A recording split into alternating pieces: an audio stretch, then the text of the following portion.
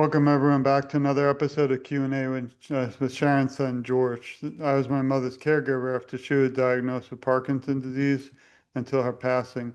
In her memory, we started TogetherForSharon.com to bring awareness and to advocate toward a cure for all those still battling Parkinson today and their families, because no one's ever alone in this fight for a cure. Today's guests are, I consider family. I hope they do too, but they've two individuals who really have always been there for me when I really needed just a ear to listen to, or really just to inspire me to keep going. I wanted to welcome Dr. Okun and Dorsey back. This is really an honor again, because usually we kind of move on after a guest, but when I heard you were publishing a new book, which I'm again not just happy to say it has arrived, I've read through a lot of it, but to have our book too in the contents just was for me life changing, and really opens my eyes up that even on the tough days in my own life, for everybody out there having struggles, that we can't give up, and that you two are not just here to really talk about a new book, but to help change the world for the better for so many. And you also help in some way that you might not even realize keep my mother's memory alive forever. So welcome to the show. Thank you very much for having us. And people like you, George, change the course of diseases, whether that's HIV, whether it's Mothers Against Drunk Driving, whether it's polio. It's people like you who change the course of disease and make it so that your mother's generation is the last generation to have to bear this terrible disease. And so we're delighted to be with you. No, Yeah, I thanks, appreciate George. It's great to be here. No, I appreciate both of you. And, I have to tell the truth out there because everyone knows I don't ever hide anything. I'm very honest. But the both doctors, they always seem to drop everything in a minute anytime I write them, talk to them, or correspond. And that's really what, again, this is about. I always say we have to be a family in the fight toward a cure. So let's get right to it. And I wanted to talk first about this incredible tool. And it's not just a book, it's something I'll be reading for many, many years to come, because some of the things really to me can change many individuals' lives, not just the past, present, but also those in the future. Some days I wonder why I'm doing this. Some people even ask me, because we can't bring my mother back, but I don't want anyone to ever feel alone like I did as a caregiver. Or my mother, shockingly, you two might be shocked that I didn't even realize this when we spoke last time, but in 15 years, and I think my mother was diagnosed for 18, my mother didn't even know someone else existed that had Parkinson's. So I just kind of am shocked by that statement. So I just wanted to get into what made you want to do a follow-up to your initial book, and maybe you could both talk a little bit about the book. And as you do that, usually wait a little, but I wanted to share this very important site, which is again, I'm going to share that in the notes. So, but it's pretty simple, everyone. You can write pdplan.org, and I'll scroll a little as both of you talk, just so everyone can see how incredible not just the book, but I love the website. It's beautiful. Thanks. Well, I'll just start by saying for us, it really started around that time when we put out 10 Secrets to a Happier Life, that book, and talked about the Parkinson pandemic. And everybody said, you're an alarmist, and and this is crazy. And I don't think Parkinson is growing that much. And then Boston Bloom, Todd Chair, Ray Dorsey, and I wrote Ending Parkinson's Disease in 2020. And Ray crunched all that data and found that we are already at a level where we would see about 12 million cases by 2035. And now fast forward to 2025, Ray did the data again on the new cut from the Global Burden of Disease study, and we're already at 11.8 million. We're the fastest growing neurodegenerative disease, and we're growing faster than Alzheimer's. And I think that's a good reason to write another book and to try to get a plan. And the rise of Parkinson's is happening on our watch, and we got frustrated. We didn't like that. And so we need to take actions to prevent, slow, treat, and eventually cure this disease for everyone. And we detailed a plan in the book: prevent, learn why the disease starts, amplify the voices of those affected, navigate the new frontier of treatments so that we can do so. Yeah, it's one thing I think is very important. Books are great and they're fun. I know some of them are tough, like my mother's journey, but having a plan and really being able to do something after you read the book, I think is the biggest challenge that you've accomplished. I'm actually, I think might have told you, but I'll be actually with the Michael J. Fox Foundation in September at the Capitol, trying to advocate for funding for the NIH for more research, not less, but much more. And then obviously just to find some more breakthroughs, even though we found a few in the last few years. What could someone sitting at home who, is thinking about getting the book but just hasn't yet gain? And also, what can they do to help join both of you to not just share the book worldwide, but to send this message that they can also make a difference? I'll start. So the one thing we put in the book is the Parkinson's 25. We know that some people with Parkinson's have a faster rate of course, and some have a slower, more steady rate of disease progression. So we give you 25 recommendations in the back of the book called the Parkinson's 25 that almost anyone can take in their everyday lives to possibly slow the rate of progression of the disease. And for those who don't have it, for your spouses, for your brothers, for your sisters, for your neighbors, for your friends, for your children and grandchildren, these are 25 actions that can reduce the risk of Parkinson's disease. We now know from the PD Generation study funded by the Parkinson's Foundation, led by the Parkinson's Foundation, that only 12.5% of Americans with Parkinson's carry a genetic risk factor or genetic cause for the disease. Said another way, 87% of people with Parkinson's disease, the cause for it lies not within themselves, but outside, in their environment. For the vast majority of individuals with Parkinson's disease, the cause of the disease is outside of them. It's chemicals in our food, water, and air. And we tell you with the Parkinson's 25 actions you can take in your everyday lives, washing your fruits and vegetables, using a water purifier, using an air filter to lower your risk of the disease. And then, George, if you click on tour and click on politics and prose, go back and just click on tour again. If you go to the second link under tour, yeah, fine. Politics and prose, we're doing a listening tour. Michael and I are coming around the country, so we're coming to Washington, D.C. on this Wednesday, August 27th, at Politics and Prose Bookstore. Congressman Gus Bilirakis, who's the chief sponsor of the National Plan to End Parkinson's Act, who is the chair of the Parkinson's Congressional Caucus, who co-wrote the foreword to our book with Congresswoman Jennifer Wexton, will be there. We have a former editor from Politico who's moderating the conversation. All are invited. If you're in the DC area, please come to Politics and Prose on August 27th. It's free to do so. No registrations required.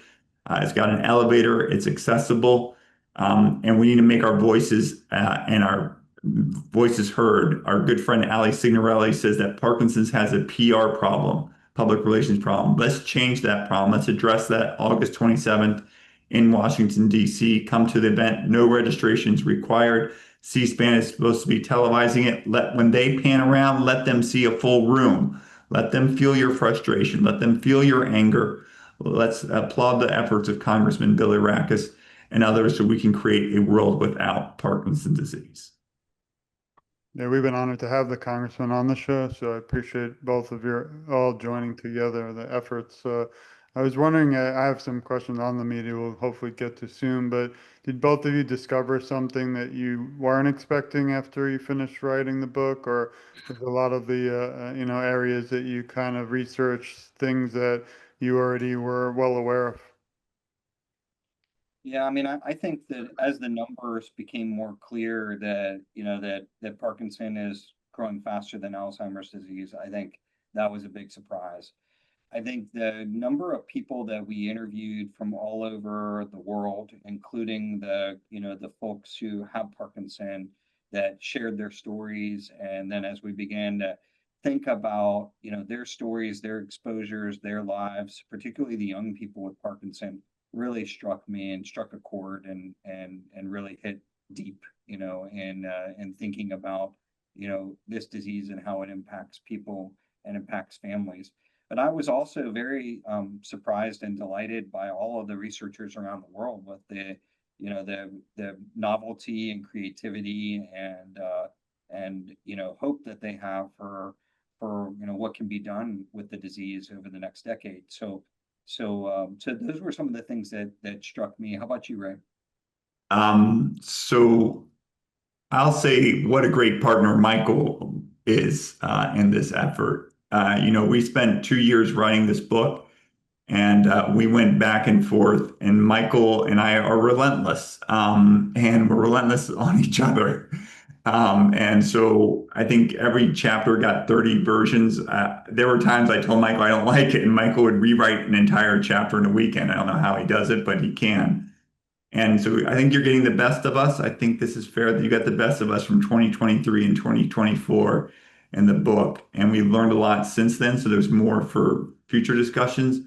But I think you got the best of us. And I think you got the best of us because Michael really, really pushed the envelope and would not let us compromise on just about anything to do with the book.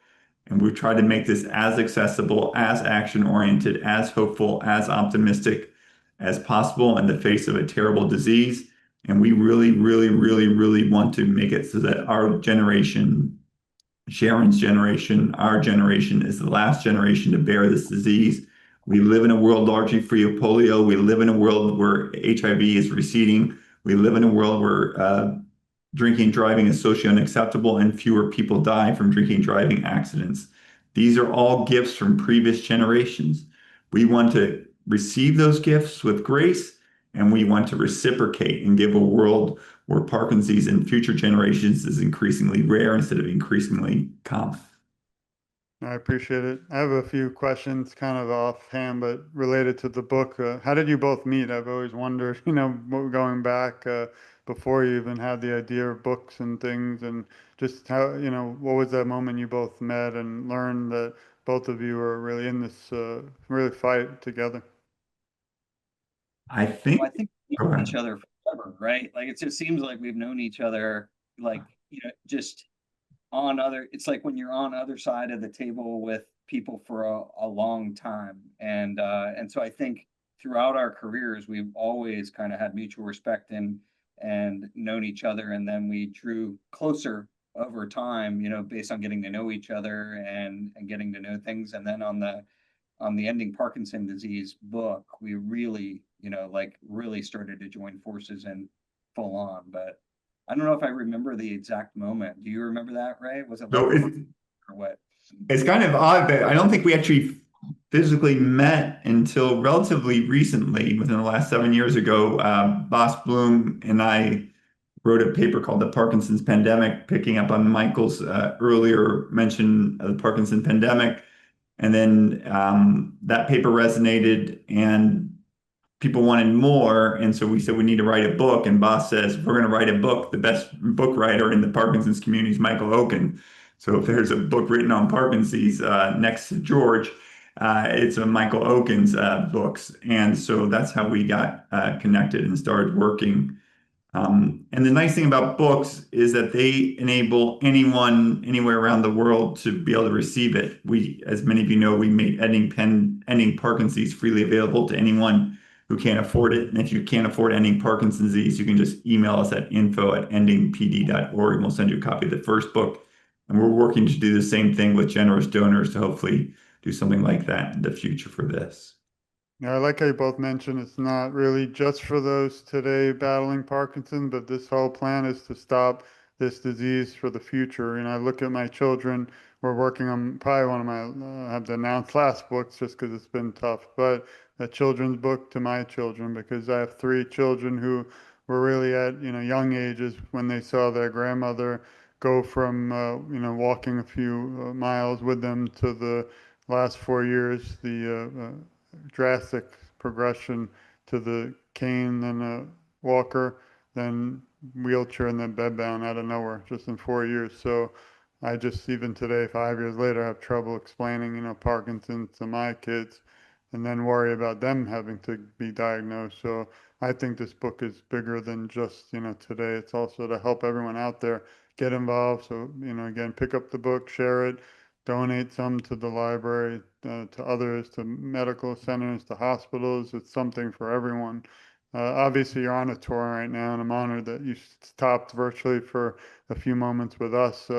What's next? I know you're probably not planning, but what's next for both of you?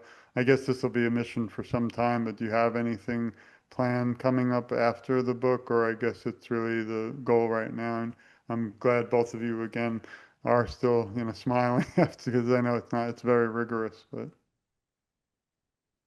I'll start with what's next. I think what's next, is we kind of alluded to in chapter 10, is that these chemicals, certain pesticides, dry cleaning chemicals, trichloroethylene, outdoor air pollution, are not just fueling the rise of Parkinson's disease, but they're playing a role in brain diseases from autism to Alzheimer's disease. A couple great studies just over the weekend linking pesticides to autism or intellectual disabilities. The amount of evidence on air pollution and dementia is enormous. ALS is likely due, and at least due in part, to exposure to certain pesticides, for example, from soccer playing.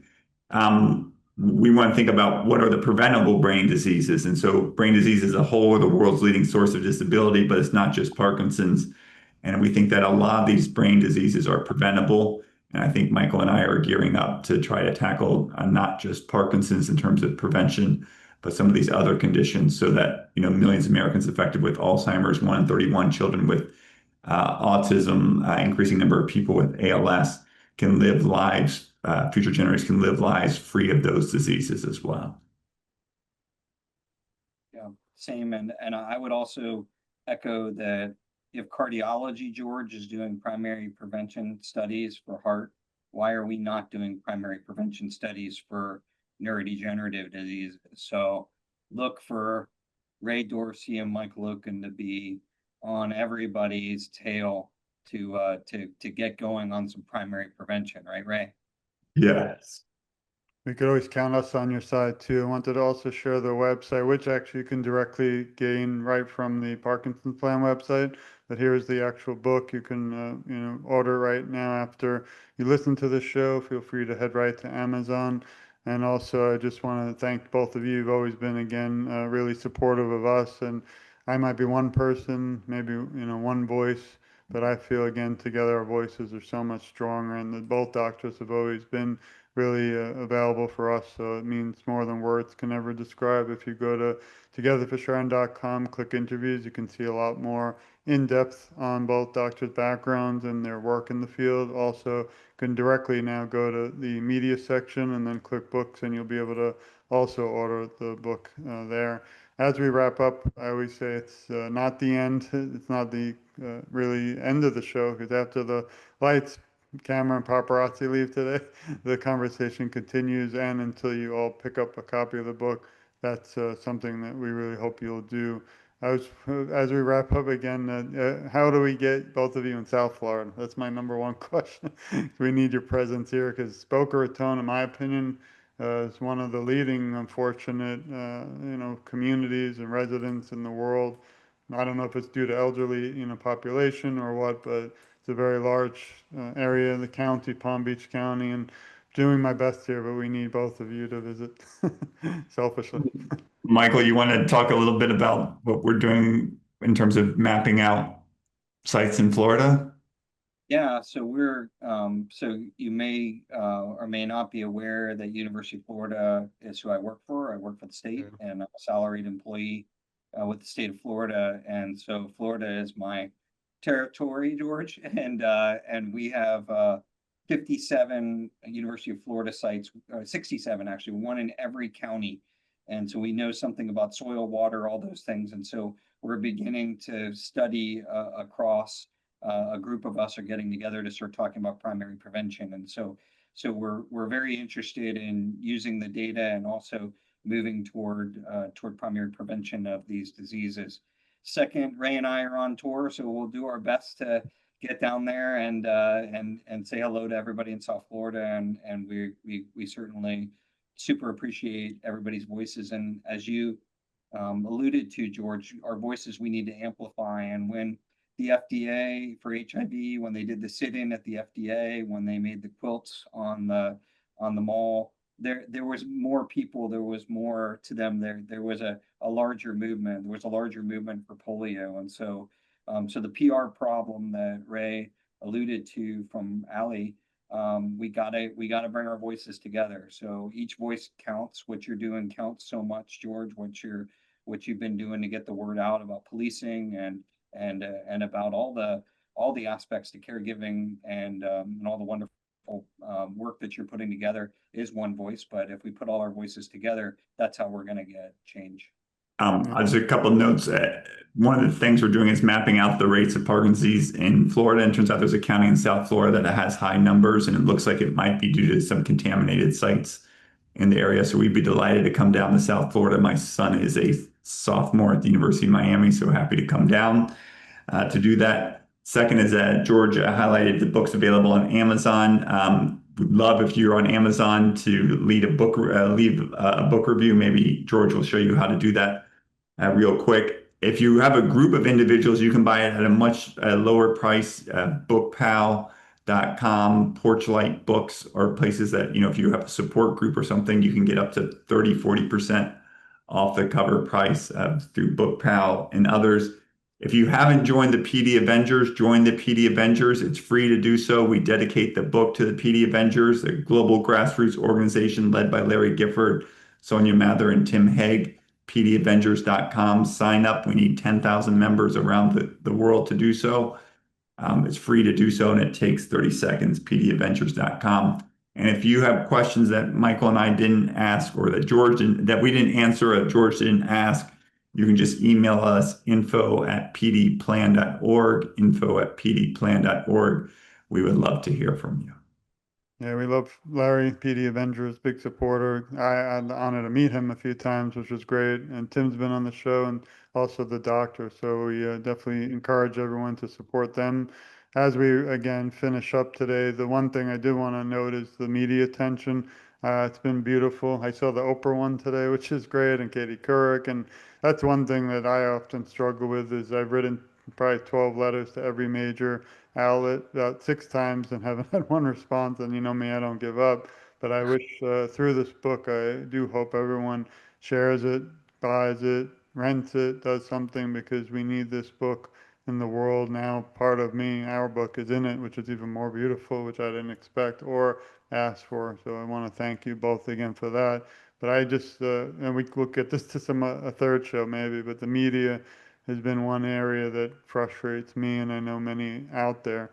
So it is nice, even though it still need more, that they are kind of picking it up and talking about it. But I want everyone out there to write to Oprah, write to Katie Couric, write to everyone, and talk about the Parkinson's plan. I'll leave it for you, Dr. Dorsey. Make your voices heard. Join us August 27th at Politics and Prose Bookstore. We have a journalist there. We have Congressman Gus Bilirakis. It's free. It's open to anyone. No registration required. Politics and Prose, 7 p.m. on this Wednesday, August 27th. And then make your voices heard. If everyone made their voices heard like George does, if everyone made their voices like George does, we would not be Parkinson's would not be the world's fastest growing brain disease. It would be the world's fastest shrinking brain disease. If everyone made their voices as loud and as clear and as passionate and as empathetic and as true as George, we would be living in a world where Parkinson's disease was falling. And we give you a plan to make that fall happen beginning 10 years from now. Yeah. And make sure that you also pick up a copy of George's book on policing, because that's super important, and a super important topic. It was even written about recently in journal articles. So thank you for having us on, George. Yeah, I really appreciate both your time, friendship, and all you do. And I'm definitely going to stay tuned for the future, because I know with both of you out there fighting and advocating the world a much safer and better place. So I want to thank you both, and also everyone for listening. So much more to come. We, unfortunately ran out of time, but again, I know that the doctors are on a beautiful tour that just allowing us this time means the world to me and so many. So thank you both again, and also thank you for listening. Please share the show. Please again pick up a copy of the book and make sure to talk about it. Family, at the family dinner. I know my family's never been the same since my mother passed on 1/1/2020. My heart kind of broke that night when she did, and still, don't know how to grieve even 5 years later. The only way I can is through meeting with both doctors and supporting everyone listening. That's why we do this. I can't, and I don't want anything in return except a cure. And until that day, we need to stop the progression. We need to reverse it somehow, someday soon. But until that day, you have a step, you have a plan, and you can get involved. I'll be there in the Capitol with everyone, whether virtual or there physically. And believe me, I'll be talking about this book there as well.